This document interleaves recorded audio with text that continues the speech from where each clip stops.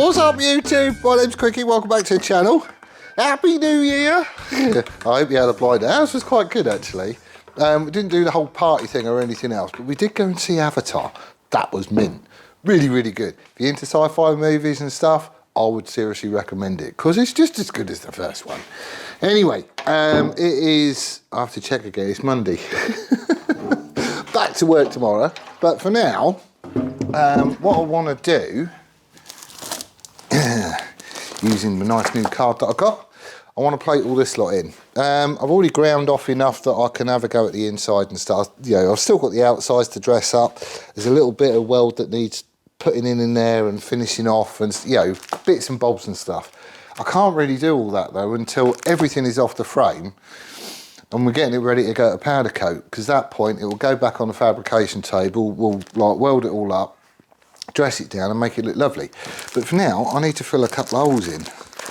Where's the, where do you open it? Hang on.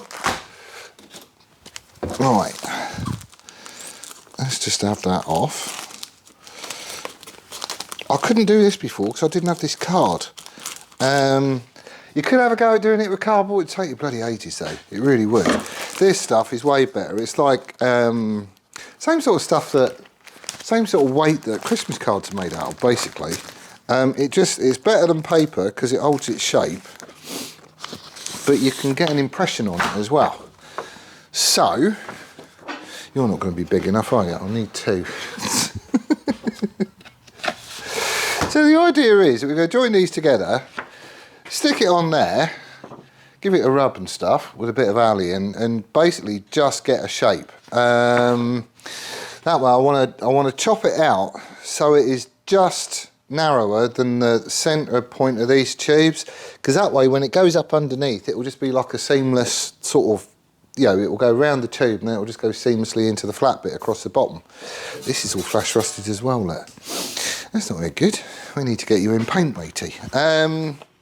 So that's what I'm doing, and the top bit is probably going to come down pretty much on this tube, I think.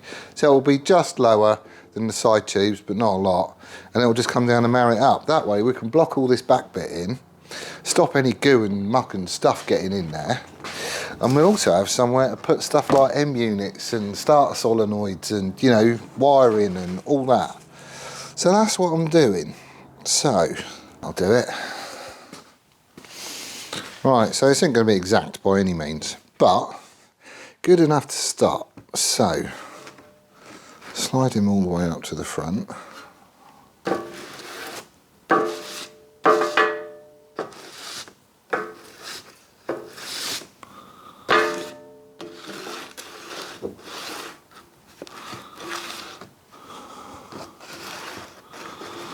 Literally, you're just rubbing the muck off this onto the bit of card.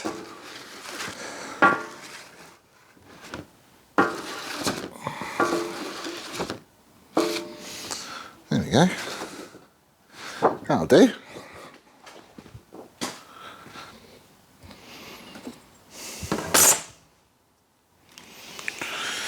Alright, so then it's just a case of cutting out. And we can go just inside the line actually. I'm not sure I'm going to get all this done today because I have been mucking about with the van. He's had another fuel filter in because the other one was horrible. I don't think it's ever been changed. It was properly gummed up with stuff. So he's been changed. I still need to do the handbrake. It's a little bit sloppy for my liking. There we go. So that's all been sorted. I've got a dodgy switch on the headlight as well. We have to wiggle it for it to come on. So I've got another one of them coming. I have had it apart and tried to clean it, but it's like the indicator stalk thing. So you just can't get in. It's a nightmare. So anyway, we've got another one of them coming. It's just odds and sods jobs. I also had to spend a load of time just cleaning stuff in the workshop where we had that cold snap of like really cold weather. It was wet and then it went really cold and whatnot, and then it went wet again. Everything flash rusted, including my flaming tube bender. So I've had to have a load of stuff on the Scotch-Brite wheel over there, get all the surface schmoo off it, and then oil it up and put it all back together again. That took quite a while. So, you know, not great. Okay, let's just mark that as top. Just in case there are any differences left to right. There shouldn't be, but there probably are. Right.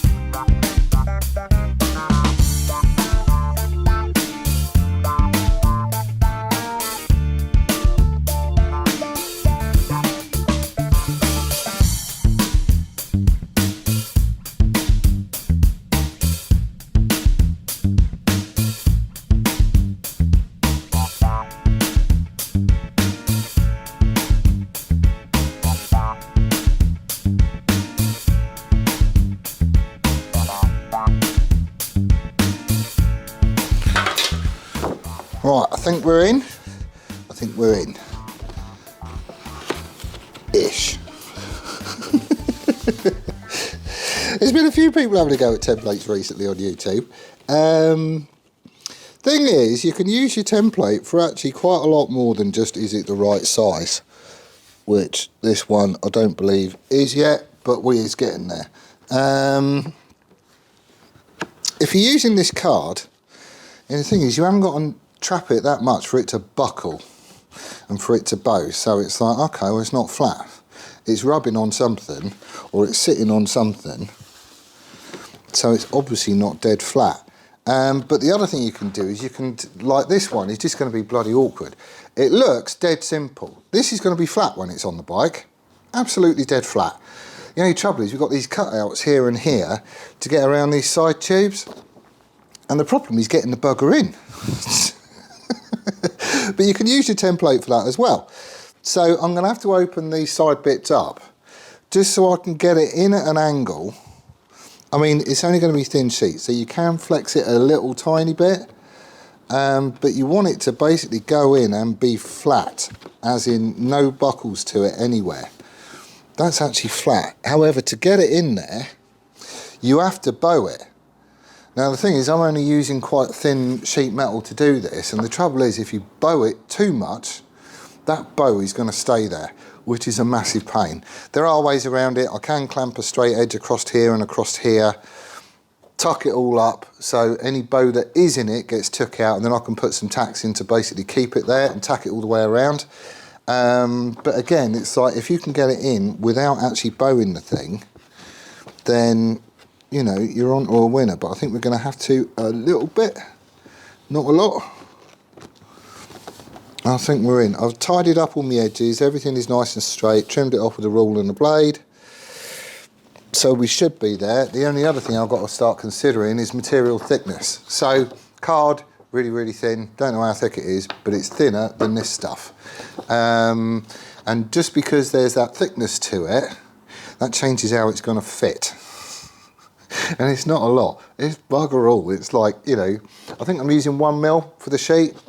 This is obviously a lot less than 1mm, but just having that extra depth to it means stuff is going to catch on the way in, or, you know, it's not going to sit right, or, you know, essentially because I'm marrying up this surface to where I want it to actually sit down, well, there is a depth to it. So, you know, there is going to be a little bit of fettling, hopefully not a lot, but we'll see how we go.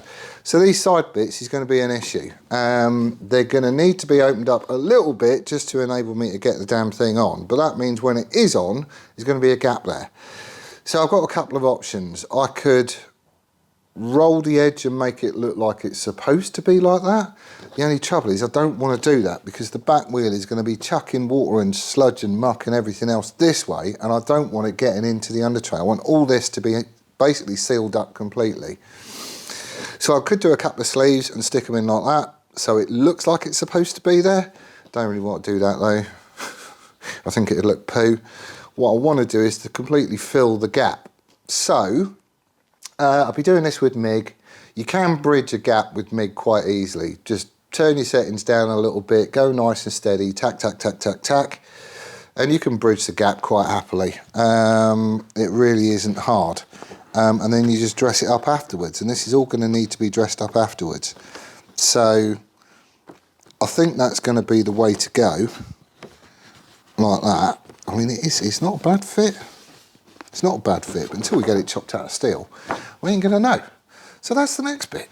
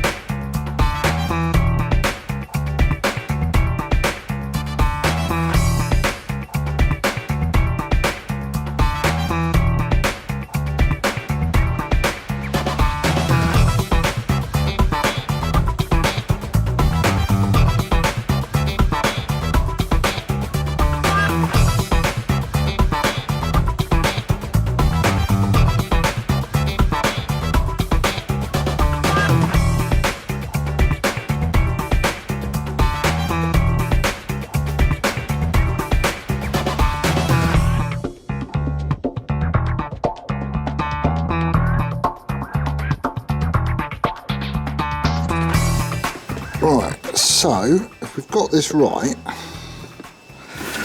a little bit of bend going in, but it shouldn't be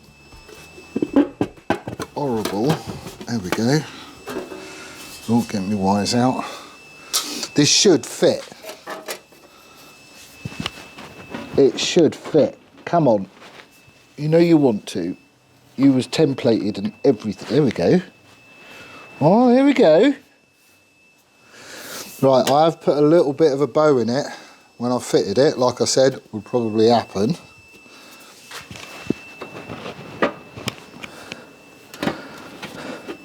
But that ain't bad. We can leave a little bit of a gap there, just to get a weld in.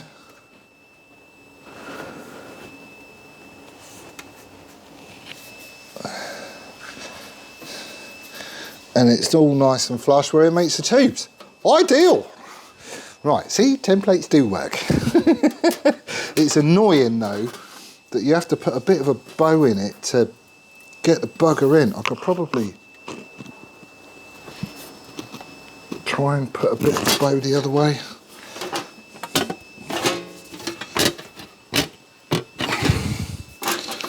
How's that? Oh, that's better.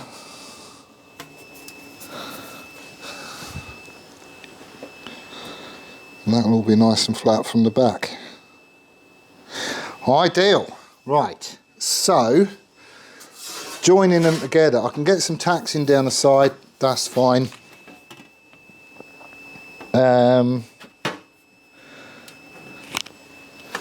Joining them in the middle,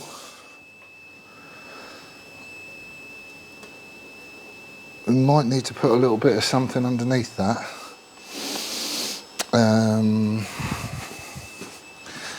How much space have we got?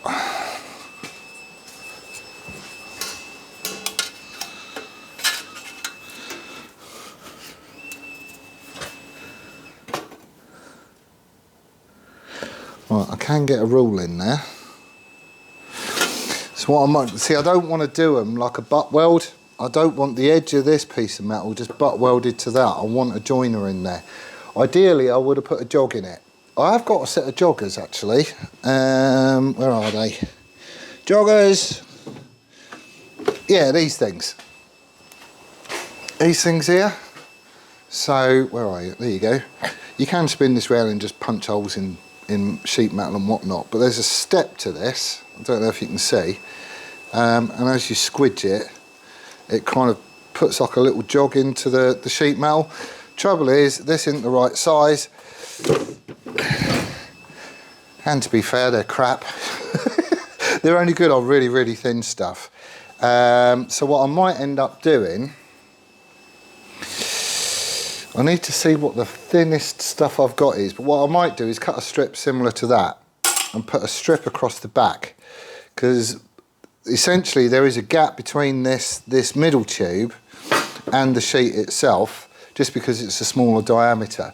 And the idea is to basically have a strip that goes in between. I can stitch it on one side, stitch it on the other side. It will take up the gap between the sheet metal and the tube, and it means I've got a definite something to put a weld in there too. So the piece of metal is only going to be, well, pretty much as wide as that tube, just a little bit bigger maybe. But I need to have a look and see what I've got. But I think we're in here, so I could get some tacks on this, just so I've got basic position. And it ain't going to go anywhere.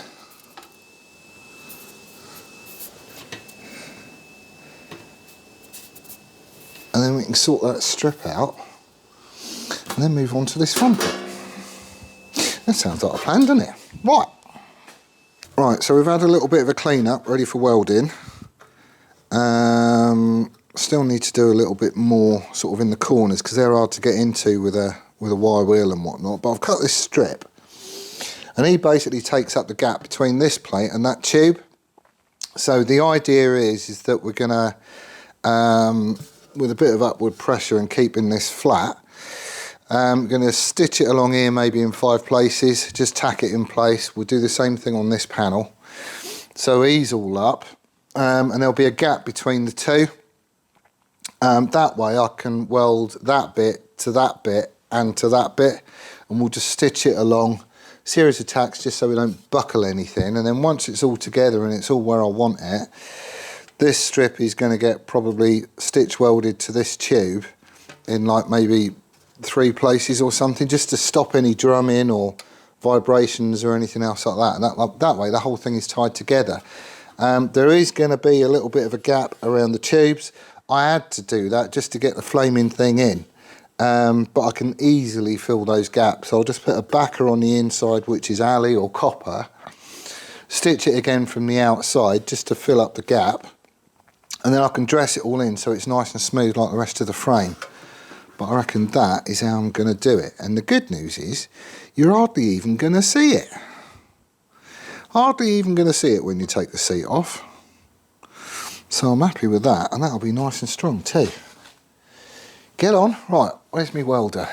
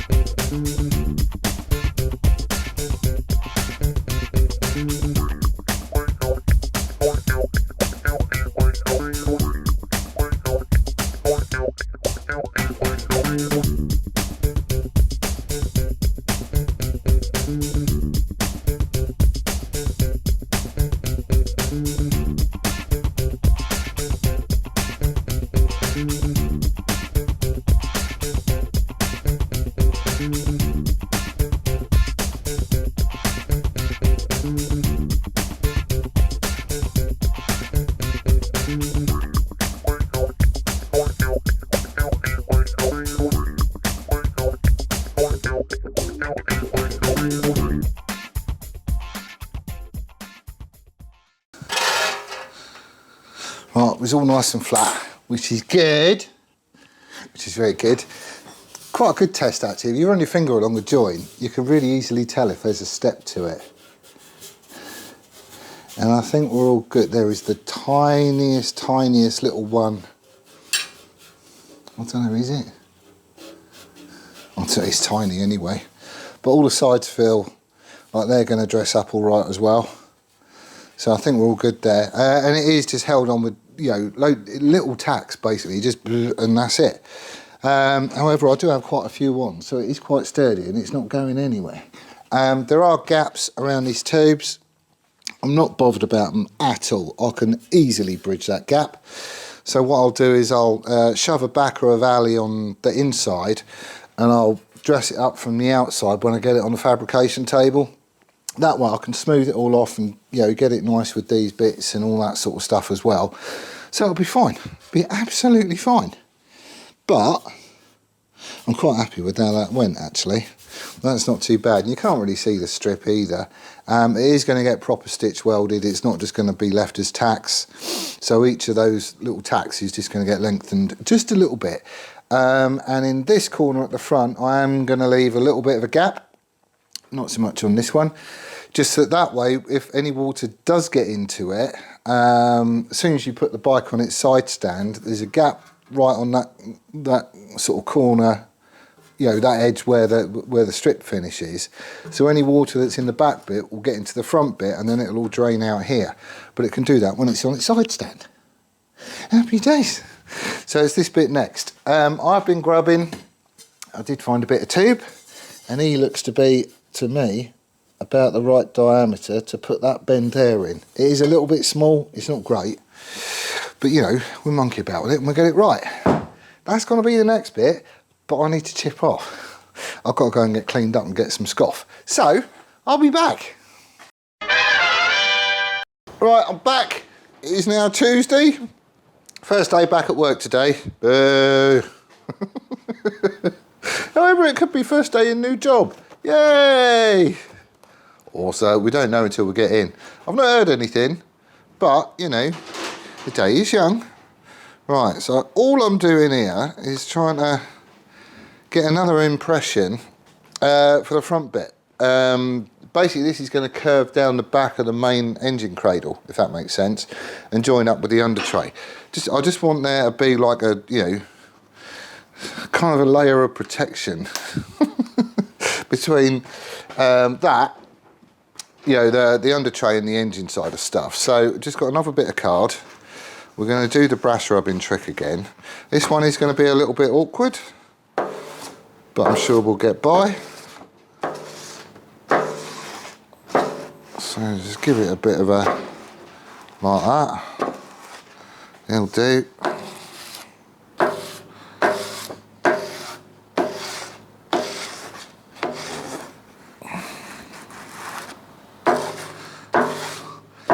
We're not going to get much of a reference out of this, but we'll get enough to be starting. Always find it quite good if you're putting your template on a shape and holding it down with magnets, say, like I'm doing, just because it's the easiest way of doing it. You can tape it, but magnets is just quick and easy. If you stroke your bit of grubby alley sort of to the outside, you're kind of pulling the card tight as you do it. So you do get a more accurate impression. Not that we're going to get that much of an impression off this one, just because, you know, reasons. However, this is my old template, right? So I know it's basically there or thereabouts, but the trouble is I can't get right down to the bottom because the side tubes is in the way. However, I do know that this bottom, you know, this end here, that's exactly the same length as the bit of metal that's in there. So all I need to do is I'm going to chomp that out, you know, sort of carry it on. But I've already marked this one roughly, essentially using the same sort of process. It's not quite big enough to do the whole damn thing, but it's good enough for me to get a reference. So I'll trim these bits up, lay that on top of my new template.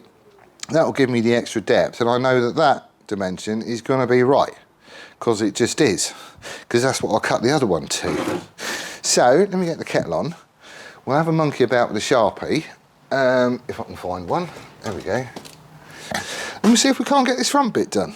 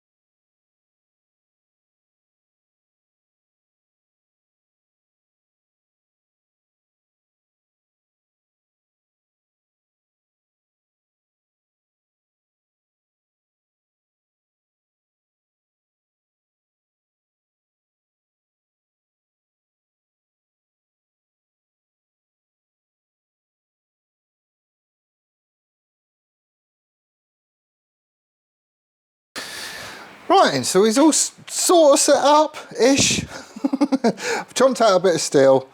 It's the same plate as we got on the back bit there. On this side, literally I've just done a whole series of lines, ruler width apart, like that, just to give me a reference, because on the other side, basically I've copied my template. The template actually fits up really, really well. It does fit nice in the frame. So this edge is level with that end of this piece of sheet.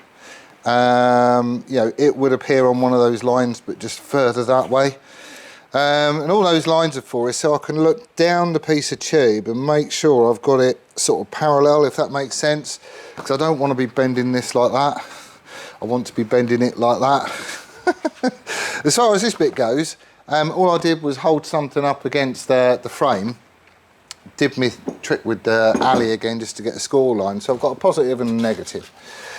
These are just going to be a bend gauge. So it is a constant radius pretty much all the way around, apart from the very last little bit. So as long as we sort of, you know, get it thereabouts, I can check it with this and see are we on track or are we not. And hopefully we just pull it out, chomp out the shape that's marked up on the other side of this sheet, and we should be good. So I'm hoping that this ain't gonna bloody move. Right, okay. Only trouble with sheet is it springs back. But this is quite thin stuff, so if we try and keep it even,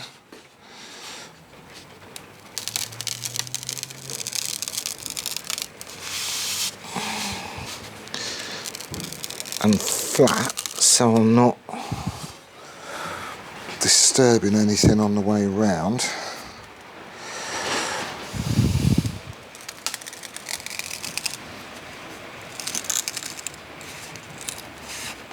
And this tube is only just big enough. Right. So we've gone a bit over, which is fine. So we can always pull it out a bit, but I want to see where we need to pull it out. It does spring back.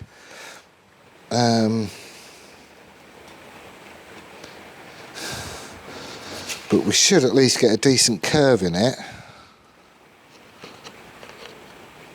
Too much.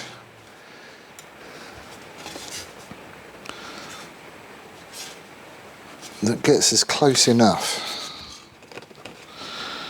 Right, I reckon that'll fit. It is a little bit overbent, if that makes sense, but you'll see why in a minute. So, let's have it out.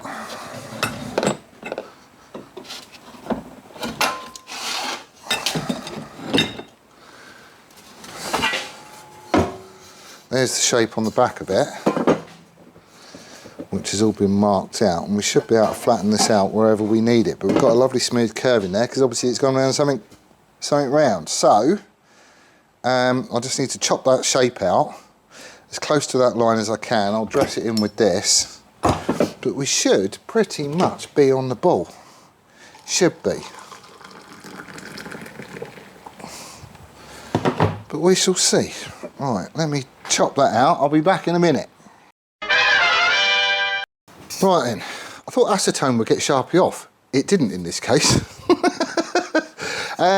Reason for leaving it overbent a little bit is I found that when, it's probably just me being heavy-handed, but like on the bench when I was cutting this out, I've got it like that, doing the edges like this, and you've got your hand on top of it, keeping it still so it's not going to smush anywhere and disappear, and that tends to flatten the whole thing out.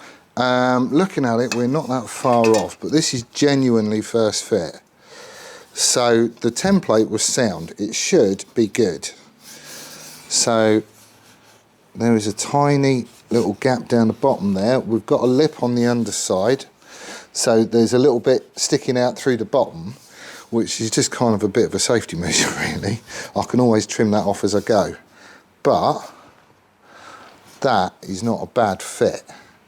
Not by a long shot. This I can pull up in the base there just to fill that gap in. It's about, I don't know, it's under 1 mil.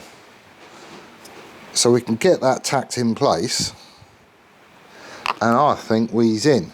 We've got a gap here and here for any water to come out. Those gaps are going to be left. It's going to be sort of seamed up there and up there. But that, I think, is going to do it. Right, so where's my Sharpie? Oh, come on, where you gone? Where's my Sharpie gone? Alright, we'll use that one. So now I'm just going to mark around the outside where I need to take the paint off.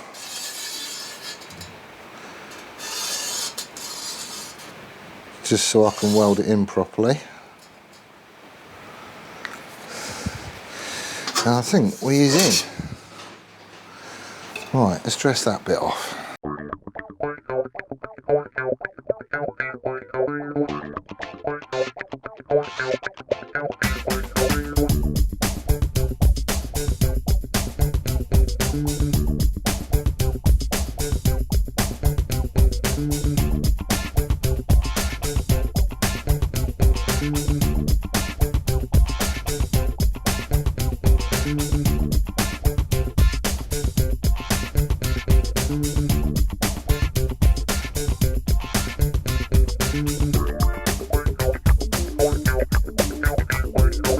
Right, we's in, it's all on.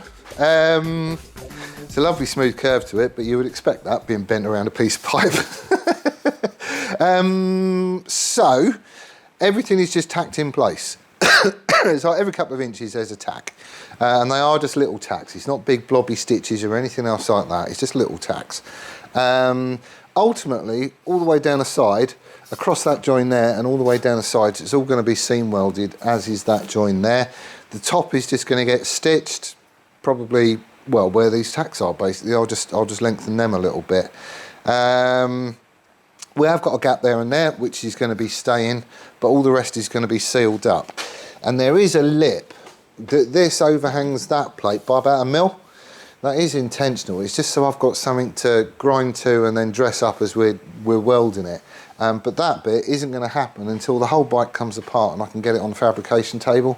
Because I need to do that bit upside down. I don't want to be cocking about doing it this way in confined spaces with an engine in the way and everything else. So it's coming, but now at least that's in, I've got somewhere I can start figuring out, you know, positioning for M unit and starter solenoid and wiring and like a tank seat release and a tank mount and all that other sort of stuff. It's just all there, so I can have at it now. We're probably not far off getting this running. I don't want to put a deadline on it, but in my head I'm thinking 3 weeks and we hear it going and see what that exhaust sounds like. Because there really isn't that much to do. Jamie's up for getting involved with the wiring, which is mint, because he's wired loads of bikes. He'll just rattle through it dead quick. And if we have to, you know, reroute stuff and tidy it up afterwards, don't really care. At least it's in and everything's connected and we know it all works, right? So there's clutch to go on, which I don't like that lever. I need to get another one because it points out of the wrong direction. The cable down to the cover, which needs to go on. Coils need to go on. Battery in, you know, M unit, starter solenoid, bit of wiring. I need gaskets for the exhaust, which I do need to get ordered, but largely we is there. Oh, oil cooler needs to go on and fill it full of fluid, but you know, that's it really. All these tacks and stuff is just going to stay as they are until it ends up on the fabrication table. I need to figure out a few earthing points and stuff as well. That's easy enough. And I think, other than these gaskets, I think I've basically got everything that I need. So it really is just an assembly job, which will be mega, mega, mega, mega. I'm looking forward to that. I really want to see what that pipe sounds like. It's going to be noisy, I can tell you that much. But anyway, so we're not that far off of it. Get it through a dyno and make sure it's, you know, everything's happy with it and we've got a good tune and we know where we are and blah, blah, blah, blah. Then, you know, there really isn't that much more fabrication. There's things like number plate boards and, you know, odds and sods and stuff. But it'll be, you know, engine tear down and get all that lot dressed up and start getting stuff powder coated and blah, blah, blah, blah. We is in. So we're not that far away. 2022 has been just a crazy, crazy, crazy year. We've had like unplanned stuff like the ZZR. That wasn't intentional at all. It's a nice little distraction. And that's going to be a future project as well. But we've had loads of comments, loads of people chipping in throughout the year. You know, we've got a fantastic little community here with people chipping in, trying to help out, giving little suggestions or links to, oh, have you seen one of these, or, you know, whatever. And it's been dead cool, and I'm hoping it all continues for 2023. I've already got 2 projects lined up, the next one being the SRAD, the other one you're going to have to wait for. But the SRAD's going to be quite sweet as well. So there is lots coming in the pipeline, and I really do hope that you stick with it.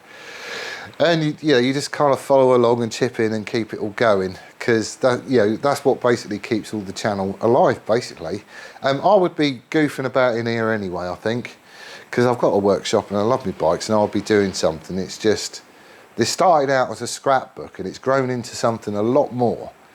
And I do like sharing it. I love all the banter and the comments and, you know, all that sort of stuff. And I've learned loads. I'm hoping I'll learn just as much next year, but we shall see. So massive, massive thank you to all those that have jumped in on Patreon as well. That really does make a difference, like a huge difference. You see their names pop up on every video. Well, apart from the update one, that's just the people who's chipping in on this. But again, the support on that has been crazy. Like, it's, you know, for what was just going to be a little scrapbook channel, it's actually turned into something quite a lot bigger, and I'm loving it, absolutely loving it. So thank you ever so much for all your support. Hopefully it all continues during 2023, and we can move on and do some bigger and better and more fun stuff, and I can learn some more skills, or we could just have a right laugh. But anyway, that's where I'm going to leave it for this one. Thank you ever so much for watching. I do hope you're well and staying safe, and I'll see you on the next one. Laters!